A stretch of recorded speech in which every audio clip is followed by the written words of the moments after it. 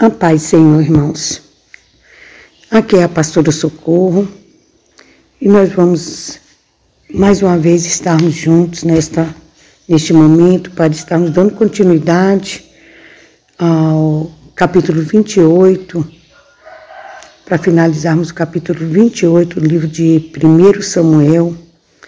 Então nós estamos aqui agora, irmãos, o cenário que está aqui acontecendo, como nós já vimos, né? Saul,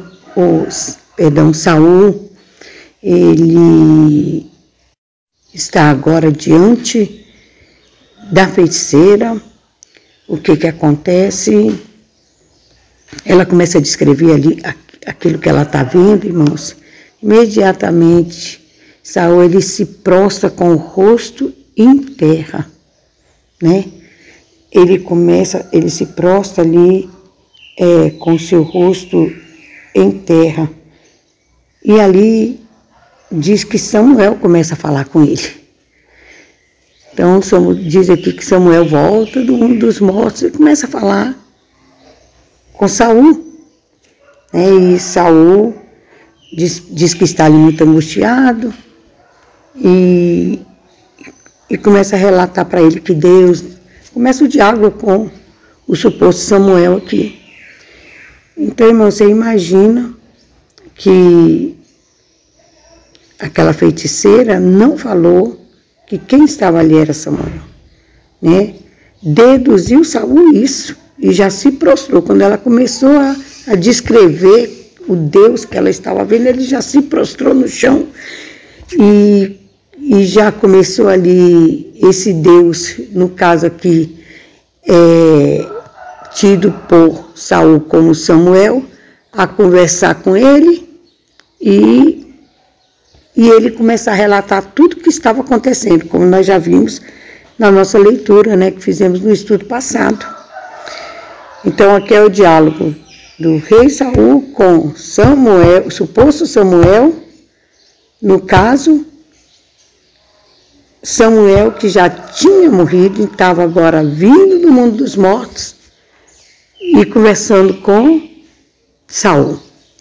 Então, o que nós vamos ver hoje, irmãos, é que, segundo a palavra do Senhor,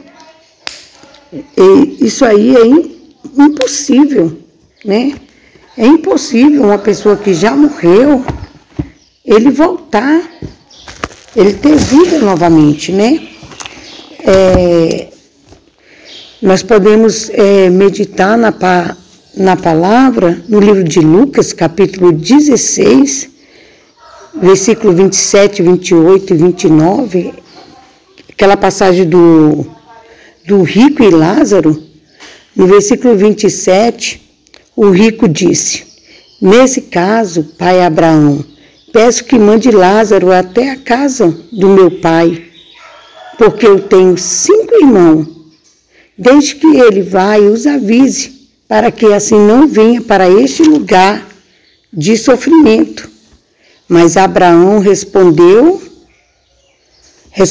os seus irmãos têm a lei de Moisés e os livros dos profetas para os avisar, que ele os escute.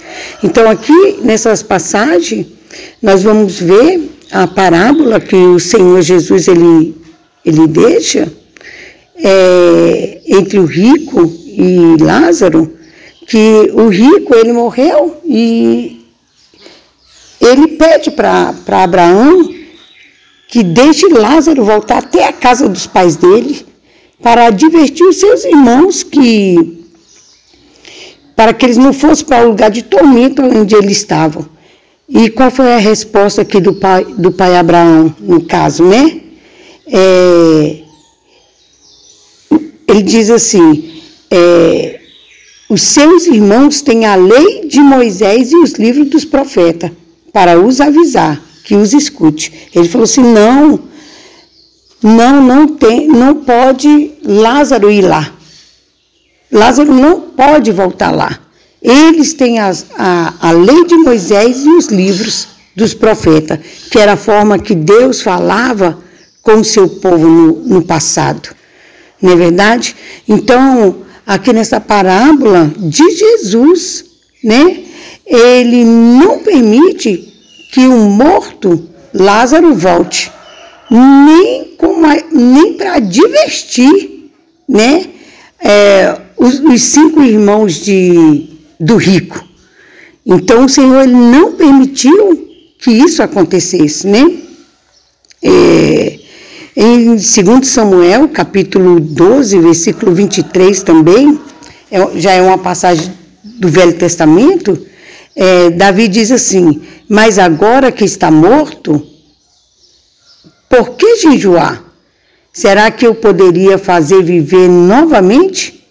Um dia eu irei para o lugar onde ele está, porém ele nunca voltará para mim. Amém? Aqui Davi, ele traz a palavra do seu filho, o primeiro filho que ele teve com Betseba, né? Quando esse filho morreu, e nós sabemos que Davi, ele jejuou pela vida daquele filho, ele foi até o Senhor, ele foi para a casa do Senhor, ele buscou no Senhor pela vida daquele filho, mas aquele filho morreu, né? E aqui nesse versículo 23 ele diz: agora que está morto, por que eu jejuar, né? Ele diz: um dia eu irei para o lugar onde ele está. Então nessa passagem aqui, irmãos, nos deixa bem claro, né? Davi disse assim: ele nunca voltará mais para mim. Não tem como quem partiu, quem morreu, voltar. Não é verdade? Não tem como. A palavra do Senhor ela nos deixa bem claro aqui que isso não poderia acontecer. Então, irmãos, essa passagem aqui de Samuel, ela não tem base bíblica de que o morto ele possa voltar, ainda que muitos defendem, né, encontrem os seus argumentos para defender de que aqui era Samuel, né? Nós temos que olhar todo o contexto da história, né, que da boca da mulher nunca disse que era Samuel, né? Pelo contexto a gente consegue entender e a situação em que Saul se encontrava, né? E também, irmãos, nós temos que ver que Samuel agora, será que Samuel, que foi obediente ao Senhor em toda a sua vida, ele foi um homem obediente, um homem que se submeteu à vontade do Senhor, né, que foi fiel e irrepreensível, né, durante toda a sua vida. Seria agora, depois de morto, que ele ia fazer aquilo que era desagradável ao Senhor, porque ele sabia. Samuel foi um dos que viu, né, que presenciou serem talvez colocados para fora do povo de Israel todos os feiticeiros. Samuel, ele sabia que isso aí era algo desagradável ao Senhor. Samuel conhecia as leis de Deus, Samuel conhecia a vontade de Deus, foi um homem obediente e fiel. Nós podemos ver isso lá em 1 Samuel, capítulo 12, versículo 3 e 4, né? Então, irmãos, será que depois que Samuel, de ter toda uma vida com Deus e de ser obediente ao Senhor, ele ia cometer tão grande pecado contra o nosso Deus, né? Então, não tem base bíblica, né? Não condiz esta passagem bíblica com a pessoa de Samuel, né? Temos também, irmãos, uma fala desse suposto Samuel, no versículo 19 de 1 Samuel de 28, que ele diz assim, né? Dentro da conversa que ele tem com Saul, ele diz assim: e o Senhor entregará também Israel contigo na mão dos filisteus, e amanhã tu e teus filhos estareis comigo, e o arraial de Israel o Senhor entregará na mão dos filisteus.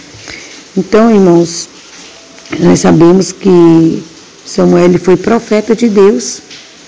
E tudo que Deus usou Samuel para falar com o seu povo se cumpriu, né? Mas aqui nesse versículo desse suposto Samuel, né, não se cumpriu, né? Não se cumpriu. Primeiro que ele aqui diz que é amanhã, né? E nós sabemos que essa batalha não se deu no outro dia, não se deu no outro dia. E ele diz assim que os filhos de Saul também morreriam e ele e os seus filhos estariam com ele, já estariam com Samuel. Então, quer dizer, já estariam mortos, né? E essa palavra aqui, essa profecia que ela não se cumpre. Não é todos os filhos de Saul que morrem.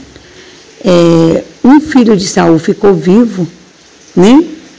Um dos filhos de Saul ficou vivo e a palavra do Senhor, ela nos diz no livro de Deuteronômio, capítulo 18, versículo 22, diz assim, olha, quando tal profeta falar em nome do Senhor e tal palavra não se cumprir, nem suceder assim, esta é a palavra que o Senhor não falou. Então, irmãos, quando um profeta falasse, né, em nome do Senhor, e a palavra não se cumprisse, né, se ela não acontecesse rigorosamente como o profeta tinha profetizado, esta palavra não tinha sido a palavra que o Senhor falou, né? Lá diz ainda que essa palavra seria da boca de um homem soberbo, porque não tinha sido o Senhor que tinha falado. Quando o Senhor fala, cumpre rigorosamente a profecia. Quando a profecia é de Deus, ela se cumpre, como o Senhor fala, né? Então, aqui nós podemos ver também que essa palavra que esse suposto Samuel aqui falou, não se cumpriu. Então, Samuel, em vida, ele era profeta do Senhor, ele falava e Deus cumpria com as palavras que ele dava para Samuel, né?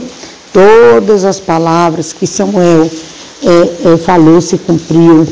Então, irmãos, aqui é mais um ponto em que nos dá a entender que aqui não era Samuel, não foi Samuel voltando do mundo dos mortos para conversar com Saul. Amém? Então, nós vamos, no próximo áudio, terminar este capítulo. Eu quero deixar os irmãos até aqui com essa palavra e amanhã nós vamos retornar, se Deus permitir. Amém? Que Deus abençoe os irmãos e abençoe a sua família.